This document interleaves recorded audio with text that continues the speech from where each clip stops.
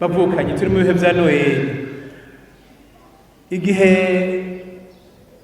c'ivuka ry'umukama wacu Yesu Kristo umukiza w'isi, kandi haciye imyaka n'iyindi duhimbaza Noheli, ariko mugabo umenga ni ibirori tugira gusa, imitima yacu ntishikirwa.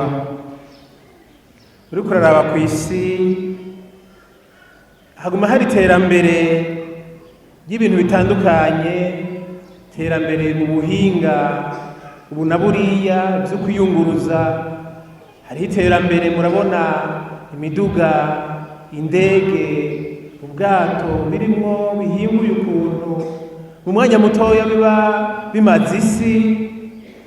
Iryo ni iterambere. Mu gutuma tumanako amakuru harimwo iterambere ridasanzwe. Ubu unyi telefone uyifise uvugana n'umuntu ari muri Amerika mu buntu umwe, telefone uyifise urungikira uwundi amafaranga mu telefone akamushikiriye. Hari iterambere mu gutuma tumanako amakuru. Murumva turatera imbere koko, mugabo umenga ku mutima ntidutera imbere, ahubwo dusubira inyuma. Turavye kw'isi hirya no hino hariho amabakorwa adahiteye ku muntu. Muraba ingwano zibica bigacika, hariho Ukraine n'Uburusiya, hariho hariya muri Israeli n'Abanyapalestina, hakurya yacu muri Kongo hariyo ubwicanyi, hariyo ingwano. Yesu yaje kutubohora ivyo vyose, muga ntitwumva, ntitumwakira. Yesu umwami w'amahoro, umenga biratunanira kumwakira, biratunanira kumusanganira, kugira ngo dushobore gusa nawe, tugire urukundo nkawe, dukize nkawe, biratunanira. Yesu kumusaraba ntiyadohotse mu rukundo. Shetani yarakoze uko ishobora ngo imutaranye n'abariko baramwica. Yesu yarananiye Shetani, agira ati bagirire ikigongwe ntibazi ico bakora. N'uyu mucumuzi bari kumwe ku musaraba amusavye ikigongwe ati uyu munsi tuzoba turi kumwe mw'iparadizo. None umusaraba twumve yuko koko wotwigisha, utwigishe gose, maze niyo Shetani yoca mu nzira zimeze gute ntituyemerere kwitujana mu rwango, kwitujana mu kibi, tuyinanire nk'uko Yesu yayinaniye.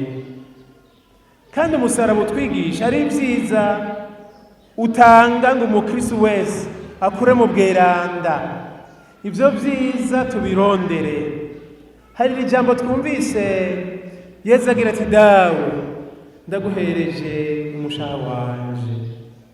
Ni muri Luka 23:46.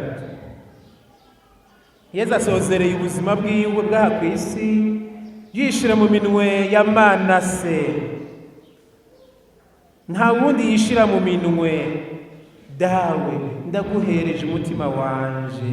Nta wundi ariko araha raporo, uko yaje ava mu minwe ya se n'ubu arangije yishira mu minwe yiwe.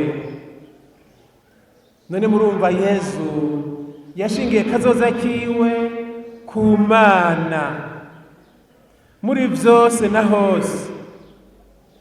Yagumye ashingira kazoza ku Mana se. N'ubu mu guheza urugendo ahaye raporo se. Ne muci muvyumva, natwe mu buzima twubakire ku Mana, dushingire ku Mana mu vyo dukora vyose. Tumenye ko iyi si raporo tuzoyishikiriza Imana. Nta muntu wo kw'isi tuzoha raporo y'ivyo twakoze kw'isi. Kandi igisomwa ca mbere cabitwibukije, kiratwibutsa ibwirizwa ry'urukundo. Ati nimukundane. Uwukundana wese yavyawe n'Imana, n'umwana w'Imana. Nimukundane. Umuntu ashingira rero ku Mana azi ko azoha raporo Imana umunsi w'izina, ashingira ku rukundo, ashira imbere urukundo. None iryo teka ryo kuba abana b'Imana ntitunanirwe kurigendera, ntitunanirwe kugendera umuvukano. Nyabuna dufatane mu nda aho kujyana. Icyo twomenya, iyi si ni indaro twese, tugenda turi mu rugendo twese, twaka indaro muri iyi si. Nayo mu rugendo turimwo nta mvo n'imwe yo kumarana ishobora kuba, ahubwo mu rugendo turimwo tugende dufatana mu nda. Uyu munsi umwe aragenda, Imana iramuhamagara, n'ubundi kumbura kiriho, Imana izomuhamagara. Mugabo tuze turenguke imbere y'Imana dufise amaboko meza, atuzuye amaraso, atakoze amaraso. Aho tuzotanga raporo tuhitondere. Mbega ninava ku isi, ivyo nakoze nzokubaka kubirengukana imbere y'Imana.